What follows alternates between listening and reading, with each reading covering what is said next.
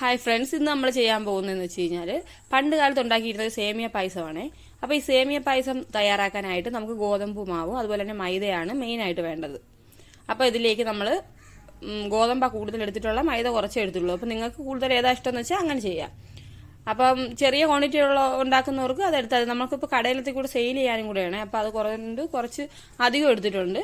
അപ്പോൾ അതിൽ നമ്മൾ നന്നായിട്ട് കട്ടയൊക്കെ ഉടച്ച് വെള്ളം നന്നായിട്ട് ചേർത്ത് ലൂസ് വരുവാക്കി എടുത്തിട്ടുണ്ട്. നിങ്ങൾക്ക് കാണിച്ചു തരാം. ആ ഒരു ലൂസ് വരും, നല്ല ലൂസ് വരുവത്തിൽ വേണം എടുക്കുക. അല്ലെങ്കിൽ ഇത് കുറുക്കും തോറും പെട്ടെന്ന് കട്ടിയാവാൻ ചാൻസ് ഉള്ളതാണ് ഈ മാവായതുകൊണ്ട്.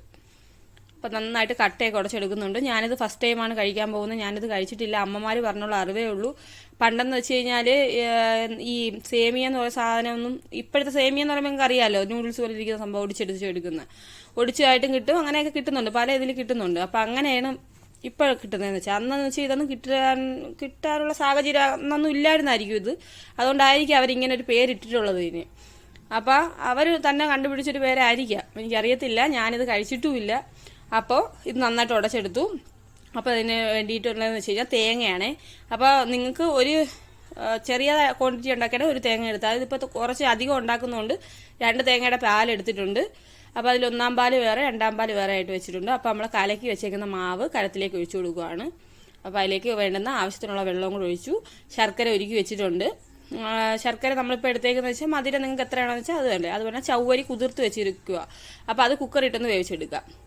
അതിനുശേഷം നമ്മൾ അടുപ്പിലേക്ക് മാവ് എടുത്ത് വെച്ചിട്ടുണ്ട്. മാവ് എടുത്ത് വെച്ച് കഴിഞ്ഞാൽ ആ കൈ എടുക്കാതെ തന്നെ നമ്മൾ ഇളക്കിക്കൊണ്ടിരിക്കണം. കൈ എടുക്കരുത്.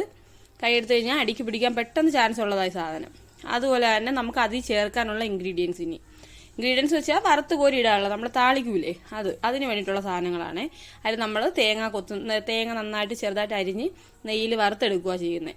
അപ്പം നല്ലൊരു ബ്രൗൺ കളർ ആകുമ്പോൾ നമുക്കത് കോരി മാറ്റി വയ്ക്കാം. അപ്പോൾ നന്നായിട്ട് ഇളക്കുക. അപ്പോൾ അപ്പുറം ഇപ്പുറം നിന്ന് 2 പേര് ഇളക്കുന്നുണ്ട്. കാരണം എന്ന് വെച്ച് കഴിഞ്ഞാൽ അത് ഒരാൾ കൈ കഴിക്കുമ്പോൾ അടുത്ത ഒരാൾക്ക് മാറി തിരിഞ്ഞു എങ്ങനെ ഇളക്കുന്നത്. അപ്പോൾ കൈ അങ്ങനെ വിട്ടുപോയി കഴിഞ്ഞാൽ ഫുള്ള്. അപ്പോൾ ഫ്രണ്ട്സ്, അപ്പം നമ്മുടെ തേങ്ങയൊക്കെ അത്യാവശ്യം മൂത്ത് നന്നായിട്ട് വന്നിട്ടുണ്ട്. അപ്പോൾ ഇതിലേക്ക് നമ്മൾ തേങ്ങ മൂത്ത് വന്നു. അപ്പോൾ ഇത് നമുക്ക് കോരി മാറ്റിയതിന് ശേഷം അടുത്ത് നമ്മൾ എടുത്ത് വെച്ചിരിക്കുന്ന കപ്പലണ്ടി തോലി കളഞ്ഞ് എടുത്തിട്ടുണ്ട്. അപ്പോൾ നമ്മൾ 250 ഗ്രാമോളം കപ്പലണ്ടി എടുത്തിട്ടുണ്ട്. നിങ്ങൾക്കുള്ള അളവിനനുസരിച്ച് കൂടിയാലും കുഴപ്പമൊന്നുമില്ല, കുറഞ്ഞാലും വലിയ കുഴപ്പമില്ല, നിങ്ങൾക്കുള്ള ഇഷ്ടം പോലെ. അപ്പോൾ നമ്മൾ ഈ മാവ് കുറുകി വന്നപ്പോൾ ശർക്കര പാനി ഒഴിച്ചിട്ടുണ്ട്. ശർക്കര ഉരുക്കി വെച്ചിരുന്നത് അരിച്ചൊഴിച്ചു കൊടുത്തു. എന്നിട്ട് നന്നായിട്ട് ഇളക്കുന്നുണ്ട്. അങ്ങോട്ടും ഇങ്ങോട്ടും തലങ്ങും വിലങ്ങും ഇളക്കുന്നുണ്ട്. മാരും തിരിഞ്ഞുമാണ് ഇളക്കുന്നത്. കാരണം ഒരാളെ കൊണ്ട് ഒറ്റയ്ക്ക് പറ്റത്തില്ല ഹാൻഡിൽ ചെയ്യാൻ, എത്ര ക്വാണ്ടിറ്റി ഉള്ളതുകൊണ്ട്.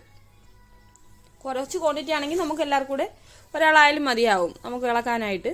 ഇതിപ്പോൾ ഇത്രയും പേര് ഒരുപാട് ക്വാണ്ടിറ്റി ഉള്ളതുകൊണ്ട് മാരും തിരിഞ്ഞും ഇളക്കാൻ ആളുണ്ടെങ്കിലേ. അപ്പോൾ നമ്മൾ ചവ്വരിയൊക്കെ ചേർത്ത് ശർക്കര ഉരുക്കിയതൊക്കെ ഒഴിച്ച് നന്നായിട്ട് ഇളക്കുന്നുണ്ട്. അപ്പോൾ നന്നായിട്ട് ഇളക്കി കൊടുക്കുക. ഇനി നമുക്ക് വറുത്ത് കോരി ഒഴിക്കേണ്ട അണ്ടിപ്പരിപ്പ്, അതുപോലെ തന്നെ ഉണക്കമുന്തിരി, ഇതൊക്കെ നന്നായിട്ട് വറുത്തെടുക്കുക. എല്ലാം നെയ്യിലാണ് എടുക്കേണ്ടത്. നന്നായിട്ട് വറുത്തെടുത്ത് നമുക്ക്, അതുപോലെ തന്നെ നിങ്ങൾ ഇത് കഴിച്ചിട്ടുള്ളവരുണ്ടെങ്കിൽ കമൻറ്റ് ചെയ്യുക. പണ്ടൊക്കെ ഉത്സവ പറമ്പുകളിലൊക്കെ കിട്ടും, ഇപ്പോൾ ചില സ്ഥലങ്ങളിലൊക്കെ കാണാറുണ്ട് എഴുതി വെച്ചിരിക്കുന്നത്. പക്ഷേ ടേസ്റ്റ് വ്യത്യാസമുണ്ട്. അതുപോലെ തന്നെ അവർ ഒരുപാട് ഇൻഗ്രീഡിയൻസ് ചേർക്കാനുണ്ട്. കടല, പരിപ്പ്, അതുപോലെ തന്നെ ചെറുപയർ, ഇങ്ങനെയൊക്കെയുള്ള ഒരുപാട് സാധനങ്ങൾ ചേർത്തിട്ടാണ് ഇപ്പോൾ കൊടുക്കുന്നത്. അപ്പോൾ വേറൊരു ടേസ്റ്റ് ആയിരിക്കും. അന്നത്തെ എന്ന് പറയുമ്പോൾ അന്നൊന്നും ഇത്രയും പറ്റിയിട്ടില്ല. ഇനി അടുത്തത് നമ്മൾ കപ്പലണ്ടി, തൊലി കളഞ്ഞ കപ്പലണ്ടിയും കൂടെ അതുപോലെ നന്നായിട്ട് റോസ്റ്റ് ചെയ്തെടുക്കണം. നന്നായിട്ട് റോസ്റ്റ് ചെയ്ത് ആകുമ്പോഴത്തേക്ക് ഇത്രയും കൂടെ ഇത്രയാണ് നമ്മൾ ഈ പായസത്തിൽ താളിക്കാൻ എടുക്കുന്നത്. പിന്നെ ഇതിനകത്ത് ഫ്ലേവറായിട്ട് ആഡ് ചെയ്യുന്നതെന്ന് പറഞ്ഞു കഴിഞ്ഞാൽ നമ്മൾ ഏലക്കയും അതുപോലെ തന്നെ ജീരകവും കൂടെ വറുത്തിട്ട് നമ്മൾ മിക്സിയിലിട്ടൊന്ന് പൊടിച്ചെടുക്കും. ഇത് ചേർക്കുക. നമ്മൾ ആദ്യമേ തന്നെ 2-ാം പാൽ ഒഴിച്ചിട്ടുണ്ടായിരുന്നു. അപ്പോൾ അതൊന്ന് കുറുകി വന്ന് അതിന് ശേഷം ശർക്കര ഒഴിച്ച്, അത് കഴിഞ്ഞ് ഇപ്പം നമ്മൾ 1-ാം പാൽ ഒഴിച്ചു. കട്ടിപ്പാൽ 1-ാം പാൽ കട്ടിപ്പാൽ ഒഴിച്ചിട്ട് നമ്മൾ ഈ വറുത്ത് വെച്ചിരിക്കുന്ന സാധനം, നമ്മുടെ പായസം റെഡിയായി. ഇത്രേ ഉള്ളൂ. വളരെ ഈസിയിൽ ഉണ്ടാക്കാൻ പറ്റും. ഇത് കഴിക്കുന്നതിനൊന്നും കുഴപ്പമൊന്നുമില്ല, നല്ല ഹെൽത്തി തന്നെയായിരുന്നു. അന്നത്തെ ആൾക്കാരൊക്കെ ഇതിങ്ങനെയുള്ള ഹെൽത്തി ആയിട്ടുള്ള ആഹാരം തന്നെ കഴിച്ചിരുന്നത്. അതുകൊണ്ടാണ് അവർക്കൊക്കെ ഇപ്പോഴും നല്ല ഹെൽത്തി ആയിട്ടിരിക്കുന്നത്. നമ്മളൊക്കെയാണ് ഇൻസ്റ്റൻ്റ് ആയിട്ടുള്ള പായസവും കാര്യങ്ങളൊക്കെ മേടിച്ച് ഇപ്പോൾ അവൈലബിൾ ആണല്ലോ. അപ്പോൾ അതിൻ്റെ ഒരു ടേസ്റ്റും ഇതിൻ്റെ ഒരു ടേസ്റ്റും തമ്മിൽ നല്ല വ്യത്യാസമുണ്ട്. എല്ലാവരും ട്രൈ ചെയ്ത് നോക്കുക. എന്തായാലും ഞാനും ഇത് ഫസ്റ്റ് ടൈമാണ് കഴിക്കുന്നത്. എങ്ങനെ ഉണ്ടെന്ന് നോക്കട്ടെ ടേസ്റ്റ്. കൊള്ളാമെങ്കിൽ നിങ്ങൾ കമൻറ്റ് അറിയിക്കുക. അതുപോലെ തന്നെ വീഡിയോ ഇഷ്ടപ്പെടുവാണെങ്കിൽ ലൈക്ക് ചെയ്യുക, ഷെയർ ചെയ്യുക, സബ്സ്ക്രൈബ് ചെയ്യുക. ഓക്കെ, അപ്പം നമുക്ക് ഇങ്ങനെ ഈ പായസത്തിൻ്റെ ടേസ്റ്റ് എങ്ങനെയുണ്ടെന്ന് നോക്കട്ടെ ഞാൻ. അപ്പോൾ നമുക്കൊരു പാത്രം എടുത്തിട്ട് അതിനകത്തേക്ക് ഇതേ വറുത്ത് വെച്ച് കോരി ആ പാത്രം തന്നെയാണ്, അതിൽ നെയ്യിൻ്റെയൊക്കെ ഒരു ഇതുള്ളതുകൊണ്ട് അത് തന്നെ ഒന്നെടുത്തിട്ട് ടേസ്റ്റ് ചെയ്ത് നോക്കുക. അപ്പോൾ എങ്ങനെയുണ്ടോ നോക്കിയിട്ട് പറയാം. ഞാൻ കഴിച്ചു നോക്കി, അപ്പോൾ എനിക്ക് അത് നന്നായിട്ട് ഇഷ്ടപ്പെട്ടിട്ടുണ്ട് പായസം.